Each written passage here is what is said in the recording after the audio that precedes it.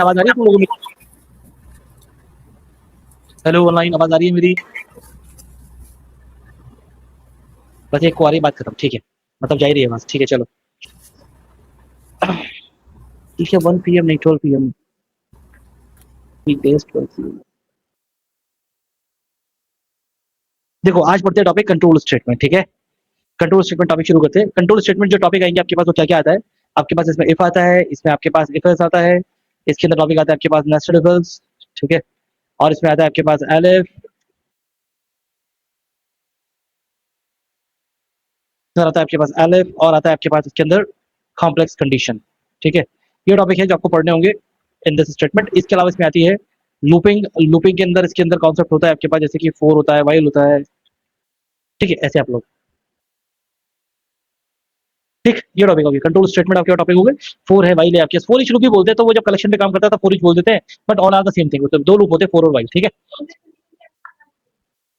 अरे नहीं रे, ये टॉपिक है इतने। If else, nested if else, elif, complex condition और looping.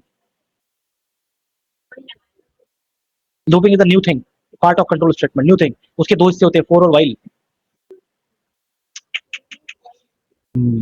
Four loop, while loop. पढ़ा है वाइल लूप, आता है फोर भी, इस वाले भी। अंशिका तुम बीटेक कर रहे हो ना? कौन सा ईयर है? हो जाता है। डाउट हो गया मुझे मेरे लिखे ऊपर। हाँ,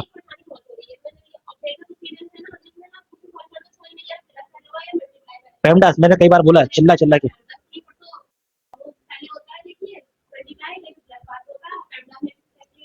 पेमडास में कैसे बजाएगा? तो पी, स्पेलिंग देखो पेमडास की सही लिखी है। पी फॉर पैरेंथेसिस, पहले ब्रैकेट सॉल्व होंगे। ई फॉर एक्सपोनेंशियल, पहले पावर सॉल्व होगी। एम फॉर मल्टीप्लिकेशन, पहले मल्टीप्लाई सॉल्व होगा। और पेमडास की स्पेलिंग कितनी बार लिखो, एम थर्ड नंबर पे रहेगा। हम्म,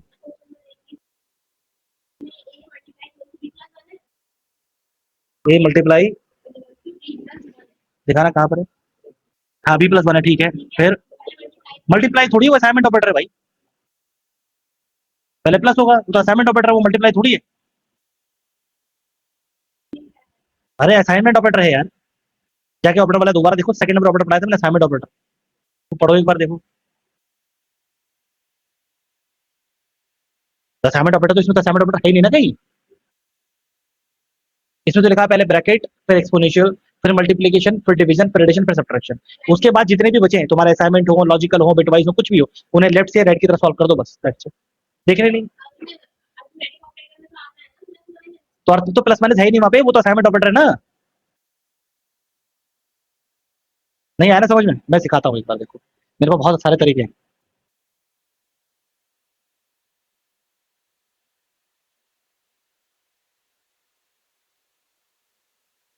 देखो ऑपरेटर पढ़ाया मैंने आपको। मैं आपको पढ़ाया था अर्थमेटिक ऑपरेटर, इसमें दिख रहा है प्लस माइनस मल्टीप्लाई डिवाइड, अच्छा। उसके दूसरा पढ़ाया था मैंने, यहाँ भी वो प्लस और माइनस वाले साइन यूज हो रहे हैं, है? लेकिन यहाँ नहीं पढ़ाया ना मैंने वो। यहाँ पढ़ा रहा हूँ। कौन सा ऑपरेटर है ये? कौन सा ऑपरेटर? जब मल्टीप्लाई ऐसे लिखा होगा तो सॉल्व करना, जब ऐसे लिखा होगा तो इसका मतलब छोड़ दो, बाद में देखेंगे, नहीं करना सॉल्व। पहले पेमडास के थ्रू जाना है बस। जब पेमडास हो जाएगा पूरा मेरा, कंप्लीट कर लूंगा पेमडास, तो जितने भी बचे हुए हैं उनका कोई ऑर्डर नहीं देखना, कोई परसेंटेज नहीं, लेफ्ट से राइट की तरफ सॉल्व कर दो, दैट्स इट। जो पहले आए परफॉर्म, ठीक है। चलो आगे चले अब। चलो यार, कितना टाइम हो गया? 12:20 हो गया, बहुत टाइम है। चलो यार, पहले शुरू करते हैं यार। देखो इसमें कैसे काम करता है ये। इफ बेसिकली स्टेटमेंट है जहाँ पे आपके पास अगर कोई आपने इसके अंदर स्टेटमेंट लिख दिया, लाइक मैंने लिख दिया प्रिंट करिए हेलो, राइट ना? तो ये हेलो ऑलवेज प्रिंट करेगा ये आपका, ठीक है। इसको रन करेंगे, हेलो बोल देगा, ठीक है। प्रिंट करेंगे, हेलो बोल देगा, वो एग्जीक्यूट करेगा। लेकिन मान लीजिए अगर आपको कोई भी स्टेटमेंट ऐसा लिखना है कि वो स्टेटमेंट डिपेंड कर, अगर आपको कोई ऐसा स्टेटमेंट लिखना है कि वो स्टेटमेंट डिपेंड करता है किसी कंडीशन के बेस पे, ठीक है ना? मतलब आप चाहते हैं कि कंडीशन ट्रू हो तो वो एग्जीक्यूट हो, यानी कि कंडीशन के बेसिस पे। कंडीशन अगर कह रहा है तो वो एग्जीक्यूट हो जाए, नहीं कह रहा तो नहीं होना चाहिए। तो उसके लिए आपके पास इफ होता है। आपके पास इफ में कैसे काम करते हैं कि आप इफ लिखो, सिंटेक्स बता रहा है इसका इफ में, कि इसका सिंटेक्स से कैसे काम करना है इसमें, कि आपको सिंपली इफ लिखना है और इफ के बाद यहाँ पे लिख देना है आपको कंडीशन। कंडीशन क्या होता है? देखिए कोई भी वो स्टेटमेंट जिसका रिटर्न ट्रू या फॉल्स होता हो, relational operator, membership operator, identity operator, logical operator, इसके अलावा कोई मेथड या फंक्शन भी हो, कोई बात नहीं, या फिर कोई भी वैल्यू, क्योंकि हर वैल्यू ट्रू होती है, ठीक है ना? तो कुछ भी ऐसा जो कि ट्रू या फॉल्स देता हो, आप इसके बाद लिख सकते हो, क्या माना जाएगा? कंडीशन माना जाएगा। तो इसके बाद आपने कंडीशन लिखा, और यहाँ पर आप लोग क्या लिखेंगे इसके अंदर? देखिए मैंने क्या किया, एक तो कॉलर लगाया वहाँ पे, ठीक है। और कॉलर लगाने के बाद यहाँ से नहीं टाइप करना, यहाँ से आप लोग टैब दे रहे हैं, स्पेस मत गिन के, है ना? एक टैब दिया आपने, यहाँ रहा कर्सर, और यहाँ आप लिखेंगे डेटा को। यहाँ पाइथन में दूसरी प्रोग्रामिंग लैंग्वेज की तरह बॉडीज नहीं होते, मेन पैकेट से बॉडी बनाते, बॉडीज नहीं होती, इसके अंदर इंडेंटेशन होती है, और इंडेंटेशन यही है।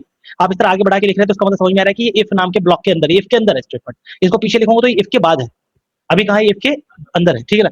अच्छा, इस तरह का स्टेटमेंट बेसिकली क्या कहलाता है, इस स्टेटमेंट को हम लोग बोलते हैं, ये स्टेटमेंट है ट्रू स्टेटमेंट। ट्रू स्टेटमेंट क्यों? क्योंकि जो कंडीशन लिखी है वो डिपेंड, वो क्या है, वो ट्रू या फॉल्स होगी। अगर वो ट्रू है तो ये स्टेटमेंट एग्जीक्यूट होगा, अगर वो फॉल्स है तो ये स्टेटमेंट एग्जीक्यूट नहीं होगा, दैट्स इट। जैसे मान लीजिए आपने इफ लिखा, इफ आपने लिखा 10 बड़ा है 5 से, तो कंडीशन हो गई नहीं है, तो मुझे क्या हेलो ये कहा है अभी बाद में इफ के, मैंने क्या किया यहाँ लिखा, अब ये इफ के अंदर है, अभी इफ के अंदर, तो ये कैसा स्टेटमेंट हो गया, ट्रू स्टेटमेंट हो गया। ये कब एग्जीक्यूट होगा, जब कंडीशन, क्या कंडीशन ट्रू है, तो ये आपको हेलो देखने को मिल रहा है, राइट ना। लेकिन अगर आपने बोला होता है कि 10 बड़ा है 50 से, तो ऐसे में क्या बोलता है ये, ठीक है ना, ऐसे में फॉल्स, यानी कि फॉल्स स्टेटमेंट नहीं आएगा। चलिए, अच्छा अगर मैं यहाँ पे सिर्फ लिखता 5, तब कोई वैल्यू होती तो ट्रू बनी जाएगी, अगर 5 भी लिखा ट्रू है तो मतलब हेलो प्रिंट हो जाएगा, और 0 लिखा होता तो फॉल्स, ये एग्जीक्यूट नहीं होगा, है ना। सिर्फ ट्रू होने पर ही एग्जीक्यूट होगा, तो 10 की बड़ा 5 से ट्रू है तो आपके पास हेलो प्रिंट होता हुआ नजर आ रहा है आपको, है ना। ऐसे तो आप कुछ भी लिख सकते हैं, बस उसका आंसर ट्रू है तो स्टेटमेंट एग्जीक्यूट होगा, नहीं तो नहीं होगा आपके पास, इतना सा कंडीशन है, ठीक है। अच्छा नेक्स्ट, अब देखिए क्या है, यहाँ पे ऐसा बिल्कुल भी नहीं है कि आप लोग एक ही स्टेटमेंट लिख सकते हो, आप चाहो तो मल्टीपल स्टेटमेंट लिख सकते हो। दोनों स्टेटमेंट कहाँ है, ये इफ के, अगर ये दोनों इफ के अंदर है तो इसका मतलब ये कि दोनों के दोनों एग्जीक्यूट करेंगे, कंडीशन डिपेंड करते हैं। कंडीशन ट्रू है तो दोनों प्रिंट होंगे, और कंडीशन ट्रू नहीं है तो कोई प्रिंट नहीं होगा। तो फिलहाल कंडीशन ट्रू है तो दोनों के दोनों आपको दिखाई दे रहा है हेलो वर्ल्ड, है ना। और अगर ये कंडीशन फेल होता तो एक भी प्रिंट नहीं होता, ठीक है। लेकिन अगर मैं वर्ल्ड को लिखता हूँ यहाँ पर, तो अभी कहाँ पर, ये इफ के अंदर, इफ के बाद, और इसके बाद है तो इसका मतलब पहले इफ चलेगा और उसके बाद वर्ल्ड चलेगा, तो वर्ल्ड तो प्रिंट होगा ही। डिपेंड क्या है, इफ हेलो का मतलब कंडीशन है बस, कि हेलो का प्रिंट होगा जब कंडीशन ट्रू है। जैसे कि अभी की मान लीजिए अभी कंडीशन ट्रू है तो अभी हेलो भी प्रिंट होगा और वर्ल्ड भी, और अगर फेल है कंडीशन तो सिर्फ वर्ल्ड प्रिंट हो रहा है, हेलो नहीं हो रहा है ना।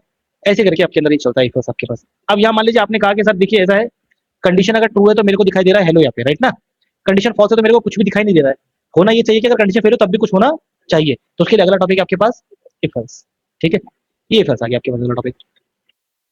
इफ एल्स का सिंटेक्स ऐसा है कि आप लोगों ने इफ लिखा और इसके अंदर कोई भी एक कंडीशन लिख दी। कंडीशन अगर ट्रू है तो ये ट्रू वाला स्टेटमेंट एग्जीक्यूट हो जाएगा, ठीक है ना। और अगर फॉल्स हुआ तो कहाँ चला जाएगा, एल्स में, और वहां पे जाने के बाद फॉल्स वाला स्टेटमेंट एग्जीक्यूट होगा। ऐसे काम करेगा आपके पास। तो आपके पास इफ लगा दिया और उसके साथ ही इफ ने क्या लगा दिया, एल्स। तो यहाँ पे इफ अकेला काम कर सकता है, लेकिन साथ में आप लोग उसके एल्स भी लगा सकते हो। हेलो और बाय दो स्टेटमेंट है आपके पास, एक को बोलते हैं ट्रू स्टेटमेंट, दूसरे को कभी भी दोनों स्टेटमेंट साथ में एग्जीक्यूट नहीं होंगे, दोनों में से हमेशा एक ही स्टेटमेंट चलेगा, डिपेंड ऑन कंडीशन। कंडीशन अगर ट्रू है तो इफ वाला पार्ट चलेगा, कंडीशन फॉल्स है तो एल्स वाला पार्ट चलेगा। फिलहाल कौन सा पार्ट चलेगा, एल्स वाला, बाय आउटपुट मिल जाएगा आपको, है ना। और अगर कंडीशन ट्रू हुआ तो हेलो देखिएगा, ठीक है ना। मल्टीपल स्टेटमेंट लिख सकते हैं आप लोग, बस उसका अंतर है, बस यहाँ लिखा तो एल्स के बाद है, यहाँ लिखा ये एल्स के अंदर है, वही सेम चीज है आपके पास, ये किया जा सकता है, ठीक है ना। समझ में आ गया ये, बड़ा जल्दी समझ में आ गया है सब, तो बड़ा स्पीडली समझ में आ गया। तो एक काम करते हैं और अच्छे से समझने के लिए कुछ प्रोग्रामिंग क्वेश्चन कर लेते हैं। Write a program to check या to find greater number between two, ठीक है ना।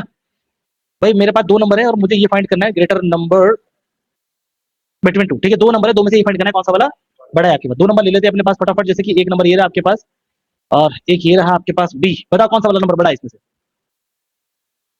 अभी तो नहीं पता क्योंकि नंबर भी दिए नहीं गए।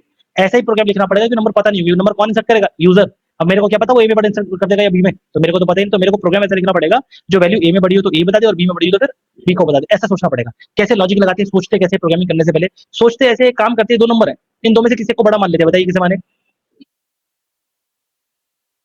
किसी को, हाँ किसको, ए को मान लेते हैं, ठीक है। तो देखिए आपने यहाँ बोल दिया कि इफ, मैंने बोल दिया ए बड़ा है बी से, दैट्स इट। जब ए बड़ा है तो किसको प्रिंट करेंगे, ए को। लेकिन अगर हम गलत हुए तो कहाँ चला जाएगा, एल्स, और किसे प्रिंट कर देगा, बी को प्रिंट कर देगा। अब हमने जो सोचा वो सही हो या गलत, नंबर कौन सा प्रिंट करेगा, जो बड़ा है।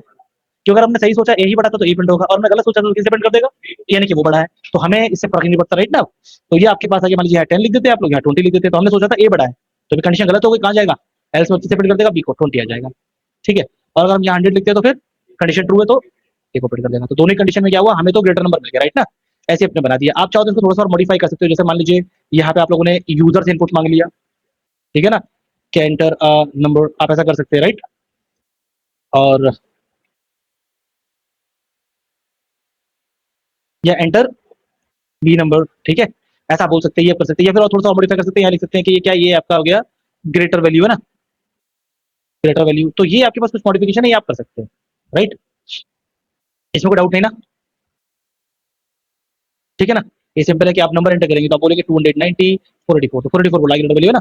184 एंड 54, 34 बोलना है, ठीक। बड़ा नंबर ढूंढ के बताया था कौन सा वाला है आपके पास, ऐसे प्रोग्राम बन सकता है, नो प्रॉब्लम, है ना। अगर दोनों सेम एंटर करेंगे तो क्या प्रिंट करेगा, नहीं, इसको तो वो तो हमने समझाया नहीं। हमने तो ये समझाया इसको कि हमने कहा 10 और 10 ऐसा बोला, तो कंडीशन क्या है, क्या 10 बड़ा है 10 से? नहीं, कहाँ जाएगा? एल्स में क्या प्रिंट कर देगा? 10 तो सही तो है, 10 ही बड़ा है फिर तो।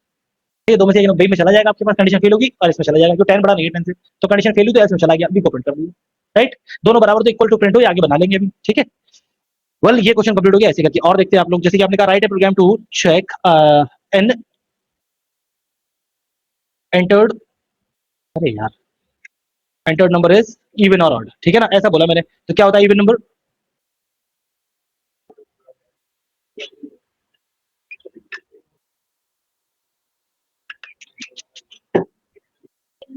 जो टू की जीरो, जो टू से डिवाइड, हाँ टू से डिवाइड हो जाए तो गलत है, पांच भी तो हो जाएगा टू से डिवाइड, 2.5 नहीं आएगा बताओ। रिमाइंडर जीरो होना चाहिए, यानी कि कंप्लीट डिवाइड हो जाना चाहिए, ये आपके पास बनेगा, ठीक है ना, वो कंप्लीट डिवाइड हो जाना चाहिए। तो देखो जैसे मान लीजिए नंबर है मेरे पास और यहाँ एक नंबर ले लिया मैंने, मैंने कहा प्रिंट कर दीजिए नंबर को, नंबर प्रिंट करूंगा तो number as it is print हो जाएगा 19। मैंने कहा उसको डिवाइड करते हैं टू से, तो टू से डिवाइड करके कितना आ रहा है 9.5। इसको रिमाइंडर निकालने के मैंने क्या बताया था, मॉड्यूलस, मॉडल रिमाइंडर निकालता है। तो 19 को किया डिवाइड टू से, तो रिमाइंडर कितना आया, 1 आ गया है ना। और 19 की जगह मेरे पास 8 होता तो रिमाइंडर कितना आता, जीरो आता। मैं कह रहा हूँ कि रिमाइंडर जो है क्या वो बराबर है जीरो के? हाँ तो बराबर तो क्या बताएगा, ट्रू। लेकिन अगर 9 होता है तब क्या बताता, यानी कि रिमाइंडर जीरो नहीं आ रहा है, यानी कि ये स्टेटमेंट मुझे ट्रू या फॉल्स दे रहा है, और ऐसा कोई भी स्टेटमेंट जो ट्रू या फॉल्स दे वो क्या होता है, कंडीशन, ठीक है ना। ऐसा कोई भी स्टेटमेंट जो ट्रू या फॉल्स दे उसे कंडीशन बोलते हैं। तो यानी कि यहाँ मैं इफ में से लिख सकता हूँ यार, फिर तो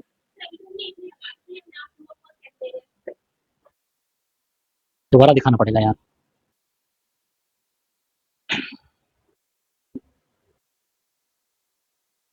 नहीं भारी भारी सवाल मत पूछा करो,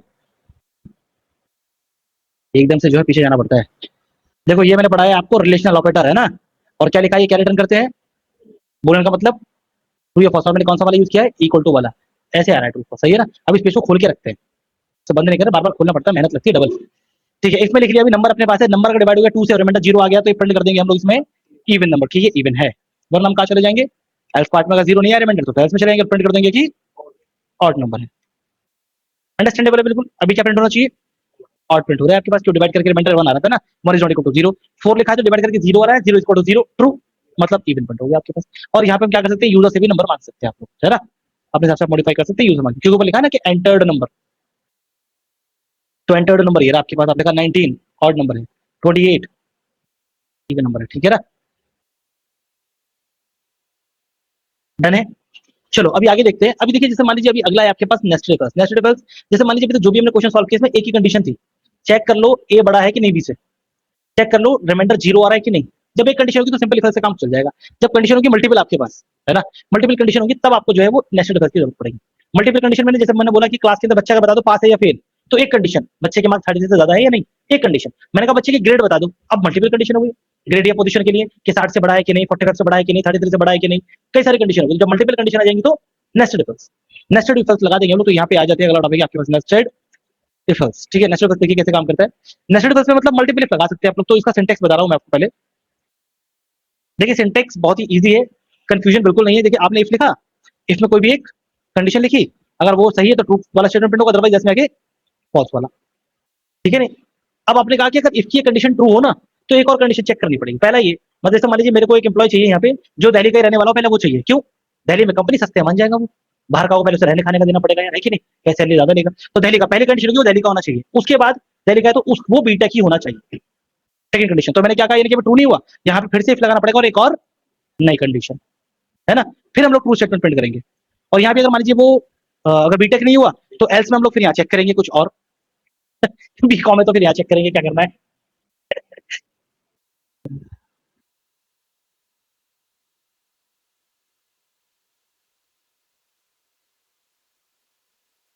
नॉट श्योर,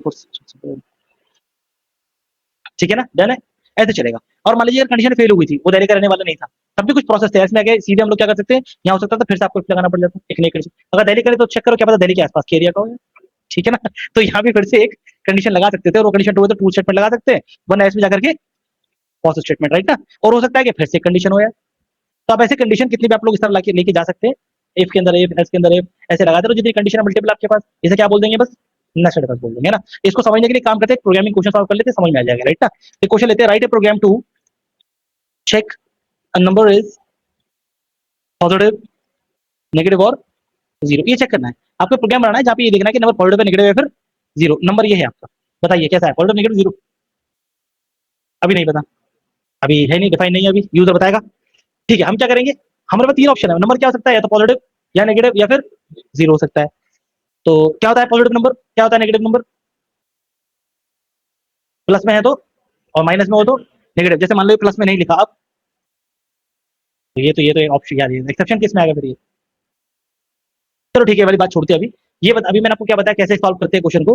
तीन ऑप्शन है आपके पास, पॉजिटिव, नेगेटिव या जीरो। तो आप क्या करेंगे, आप तीनों के साथ थोड़ी चेक कर लेंगे, एक एक करेंगे। तो इनमें से आप एक कंडीशन को मान लेते हैं। आप मानिए नंबर क्या है, पॉजिटिव, नेगेटिव, जीरो, कुछ मान लो, क्या माने, पॉजिटिव मान लिया। तो पॉजिटिव इसका मतलब क्या होगा, वो प्लस में होगा।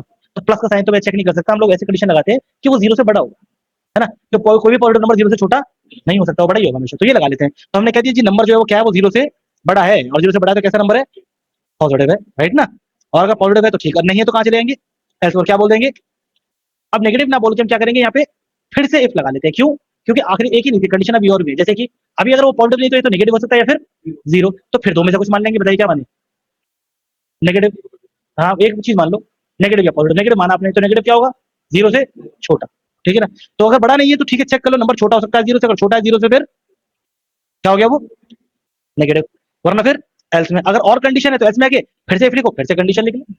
अभी नहीं है तो आखिरी बचा, वो क्या है, जीरो। तो यानी कि अगर नेगेटिव नहीं पॉजिटिव नहीं तो इसका मतलब जीरो ही होगा, चेक करने की जरूरत भी नहीं है अब तो, ठीक है ना। अगर नंबर जीरो से बड़ा नहीं है, जीरो से छोटा भी नहीं है, इसका मतलब जीरो के बराबर ही है कहीं ना, राइट ना। ऐसे if number equal to zero यहाँ पे, हाँ तो नंबर इक्वल टू जीरो कर दो, यहाँ जीरो लिख देना, यहाँ नेगेटिव लिख दो। या तो नंबर पॉजिटिव है या जीरो है, और जीरो पॉजिटिव कुछ भी नहीं तो। अच्छा, आप ये कह रहे हो कि अगर यहाँ मैं एल्स में भी अगर एक if लगा दूं वैसा वाला, हाँ तो बना सकते हो। इफ लिख दिया आपने कि ये क्या नंबर बराबर है जीरो के, तो फिर जीरो प्रिंट होगा, है ना। और नहीं तो फिर कहाँ चला जाएगा ये, एल्स में, और यहाँ आप लिख देंगे कि नॉट फाउंड, पता ही नहीं चल पाया नंबर है कैसा। ऐसा भी बना सकते हैं आप लोग, है ना। नॉट फाउंड, पता ही नहीं चला नंबर कैसा है, तब की कंडीशन कभी आएगी, नॉट फाउंड वाला मैसेज कभी प्रिंट हो ही नहीं सकता। अगर आपने एक नंबर दिया है वैलिड, तो वैलिड नंबर या तो जीरो से बड़ा होगा या जीरो से छोटा होगा या फिर जीरो के बराबर होगा, इनमें से कुछ हो ही नहीं सकता। तो ऐसा बना सकते हैं, राइट। तो यहाँ पे आप लोगों ने क्या किया, एक नंबर ले लिया पॉजिटिव, पॉजिटिव बता रहा है, एक नंबर लेके देखा आपने नेगेटिव, अभी नेगेटिव बता रहा है, और एक जीरो भी लेके देख लिया आप लोगों ने, अभी जीरो। किसी भी कंडीशन तक पहुंचेगा ही नहीं, तो आप चाहो तो यहाँ पे डायरेक्टली प्रिंट जीरो भी लिख सकते हो, वो भी काम करेगा बेहतर, राइट ना। क्योंकि वो कभी मैसेज प्रिंट होने वाला ही नहीं है, ये आ गया आपके पास, ये जीरो है, ठीक है, ये पॉजिटिव आ जाएगा आपके पास, और ये आ जाएगा नेगेटिव। काम कर रहा है प्रोग्राम, ऐसे प्रोग्राम काम करेगा। और आप चाहो तो यहाँ पे नंबर को जो है वो यूजर से भी मांग सकते हो, है ना।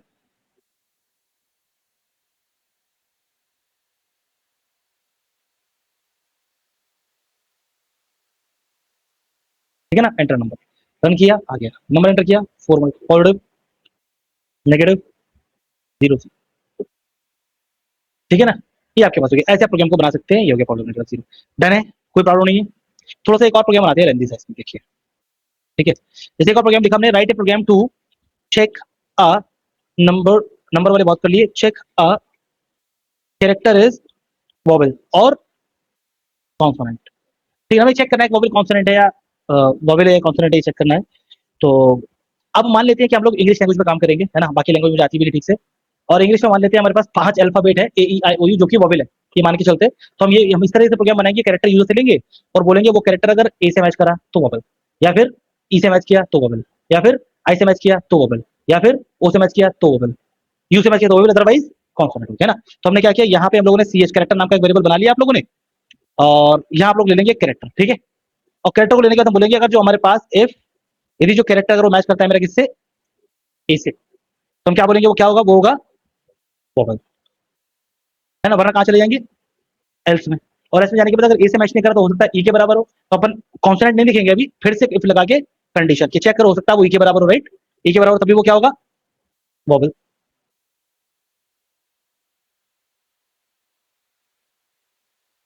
नहीं, ठीक है ना। नहीं तो फिर कहाँ चला जाएगा वो, एल्स में। एल्स में क्या मिलेगा, फिर से सी एच में बराबर हो सकता है किसके, आई के बराबर होगा तो वोवेल, वरना फिर से चला जाएगा एल्स में। फिर से इफ मिलेगा और चेक करेंगे अगर चॉइस बराबर हुआ किसके, ओके, तब भी वो क्या होगा, वोवेल, वरना फिर से एस में चले जाएंगे। फिर से इफ मिलेगा अगर चॉइस कैरेक्टर बराबर हुआ यू के, तब भी वो क्या होगा, वरना फिर से एस में चला जाएगा। और क्या प्रिंट करा देंगे यहाँ पे भी फिलहाल, कॉन्सोनेंट। अगर वो ई आई ओ यू किसी के बराबर नहीं तो फिर क्या होगा, कॉन्सोनेंट ही होगा ना। अब यार चेक करके देखते हैं, मान लीजिए मैंने ई लिखा है यहाँ पे, तो देखिए इफ, क्या सी एच बराबर है ए के, नहीं है, तो कहाँ जाएगा, और एस में से क्या मिला, इफ मिला, इफ मिला तो फिर से सी एच बराबर है ई के, कंडीशन ट्रू, और अगर कंडीशन ट्रू तो एल्स में नहीं जाएगा, क्योंकि एक ही तरफ जाता है, तो क्या एग्जीक्यूट कर देगा, वोबल, आगे पढ़ेगा ही नहीं, ये आ गया आपके पास। ठीक है ना। अगर यू कर दिया आपने तो ए से मैच नहीं हो रहा, एल्स, इफ ई से मैच नहीं हो रहा, एल्स, इफ आई से मैच नहीं हो रहा, एल्स, इफ ओ से मैच नहीं हो रहा, एल्स, इफ यू से मैच नहीं हो रहा, यू से मैच हो गया, वोबल प्रिंट कर देगा। ठीक है ना। एम होता तो लास्ट तक किसी से मैच नहीं करता, तो लास्ट में एल्स में दिखा देता कॉन्सोनेंट। समझ में आ गया ना ये क्वेश्चन, कोई प्रॉब्लम नहीं है। अब इस क्वेश्चन में ये डायगोनली बहुत सारा है यार ये क्वेश्चन, है ना। अभी तो 5 कंडीशन लिखी मैंने, तो इतना डायगोनल चला गया। अभी मान लो मैं स्मॉल लेटर वाले और यूज करने लगा, तो स्क्रीन से बाहर को निकल जाएगा, है ना। तो यहाँ आपके पास अगला टॉपिक आता है, इस प्रॉब्लम का सॉल्यूशन, अगला टॉपिक है एलिफ। एलिफ सॉल्यूशन उसका।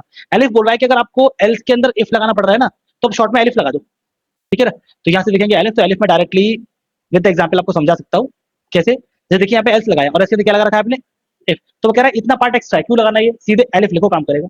इससे क्या आपको डायगोनल भागने की जरूरत नहीं है। अभी देखिए यहाँ लिखिए स्टेटमेंट ऐसा रहेगा, एस की तरफ इफ लगा रखा है, नहीं जरूरत है इतना, इतना पार्ट एक्स्ट्रा है, इसको हटा दीजिए। ठीक है ना। तो एस के अंदर आप लोग इफ ऐसा लगा सकते हैं, एलिफ आ जाएगा, प्रोग्राम की भी शॉर्ट हो गया। ठीक है ना। प्रोग्राम भी शॉर्ट हो गया आपके पास, ये रहा, ये तो एल्स ही है, तो एल्स तो बनेगा ही। खैर ये देखिए प्रोग्राम भी शॉर्ट हो गया और अब डायगोनल भागने की जरूरत है, तो ये हो गया elif. Every time you need to put if in the else, तो कैसे बना देंगे, बस एलिफ, एल्स की तरफ क्या लगाना, एलिफ एलिफ करते रहो। ठीक है ना। इसको चलाए, सेम काम कर रहा है, कॉन्सोनेंट आ रहा है, ये एम है आपके पास कैरेक्टर, एम की जगह कैरेक्टर हम लोग ले लेंगे, अगर मान लीजिए आए तो मैच कर जाएगा, क्या आ गया, वॉवल, ऐसे काम कर जाएगा। बोलो एलिफ समझ में आया ये, no problem.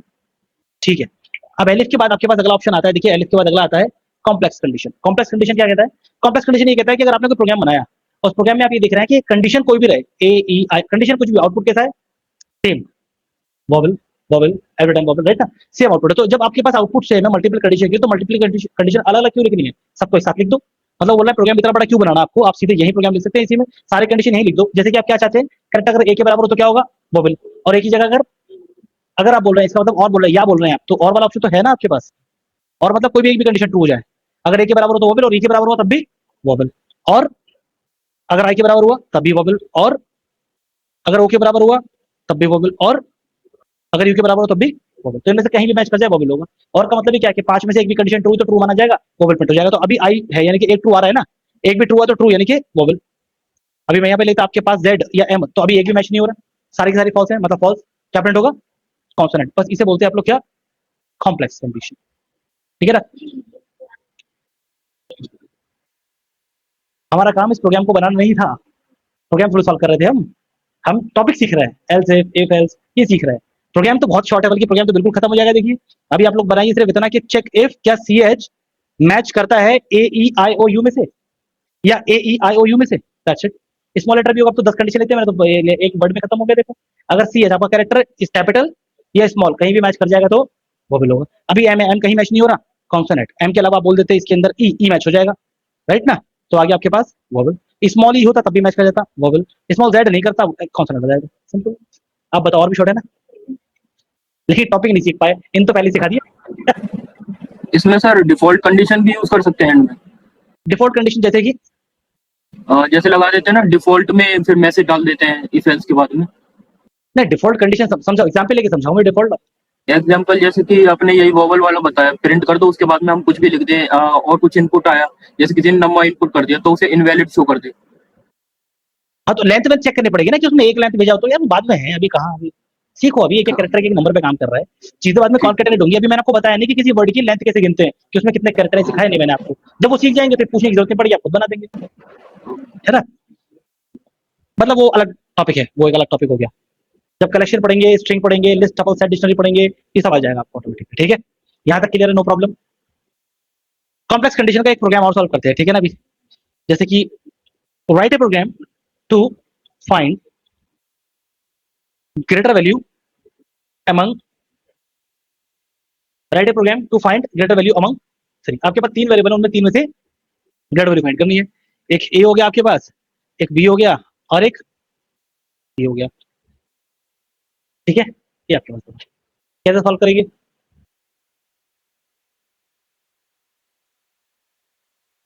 How are you, मैं अच्छा हूँ।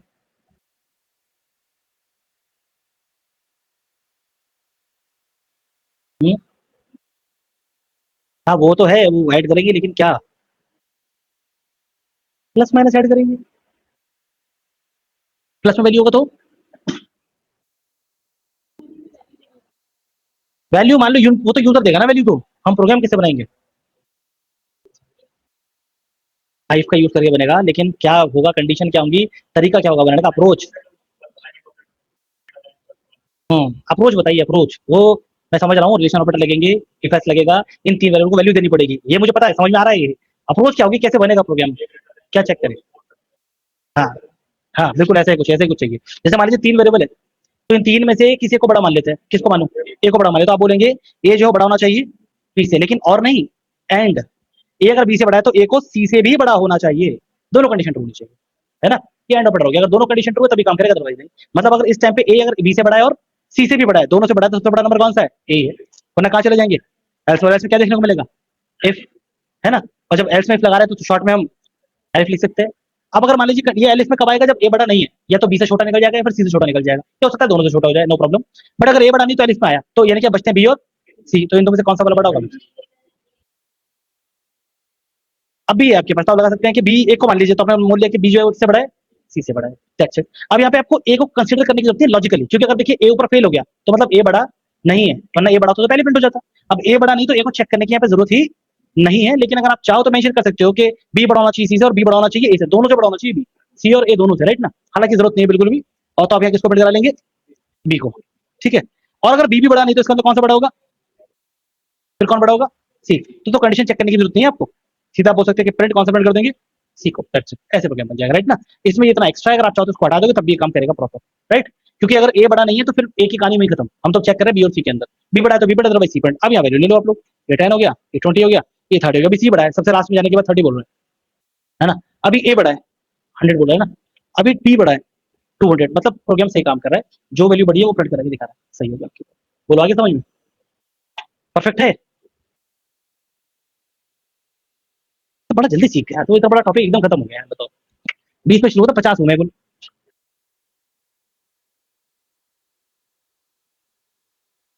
हॉलीडे,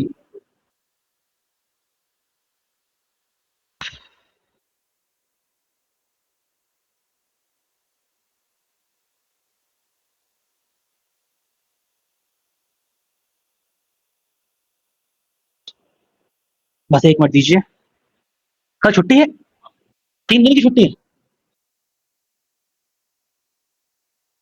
मेरी नहीं है लेकिन तुम लोगों की है ना। हम्म, मेरी कल, हाँ फ्राइडे, फ्राइडे रहता है मेरा, सैटरडे संडे फिर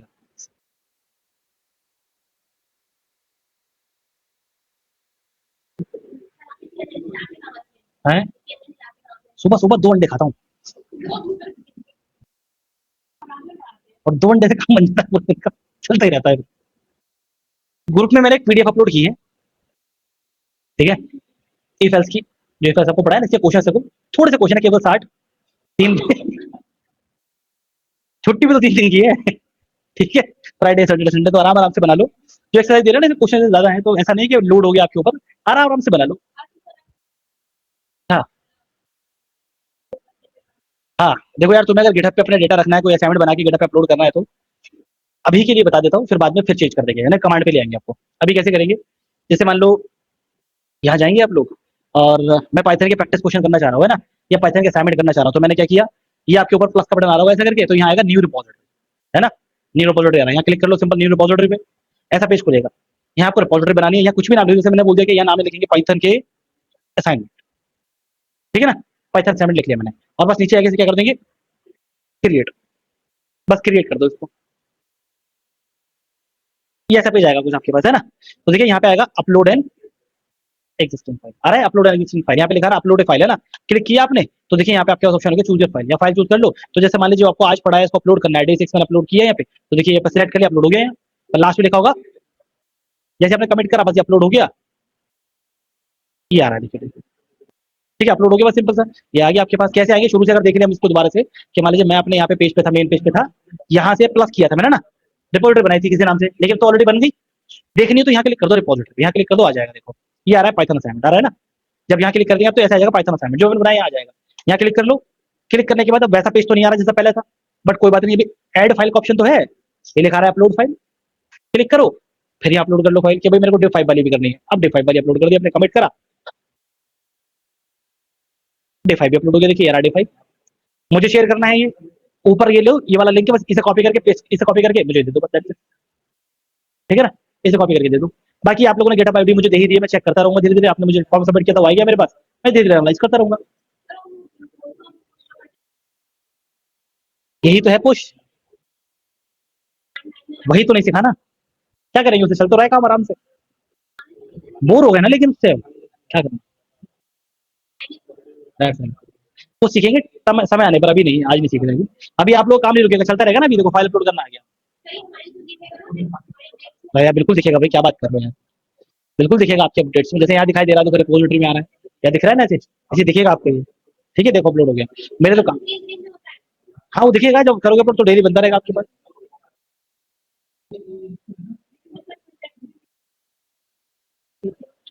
है जी, वो सब बाद में जब बनाएंगे प्रोजेक्ट तब बताऊंगा कैसे करना है, अभी छोड़ दो। अरे यार इसमें शुरू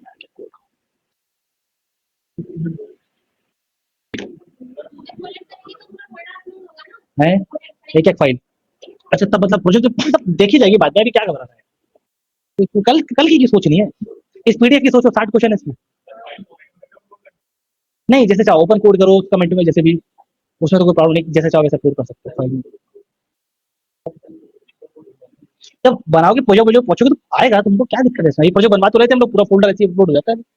देखो ऐसे आता है कि कौन सा बैच लिया था हम लोगों ने, 12 PM का बैच था ना ये, 11 PM मशीन लर्निंग था। ये देखो बस ये 11 PM का बच्चा ऐसे पूरा एमएल डे 10 प्रोजेक्ट करके आ जाता है, ऐसे तो पूरा एनवायरमेंट जैसा रहता है, पूरा दिखाई देता है आपको, इसको बनता रहेगा ये तो क्या। चलो आज के लिए बहुत है, हाँ? ठीक है, नहीं चलो। तो अगर आपके,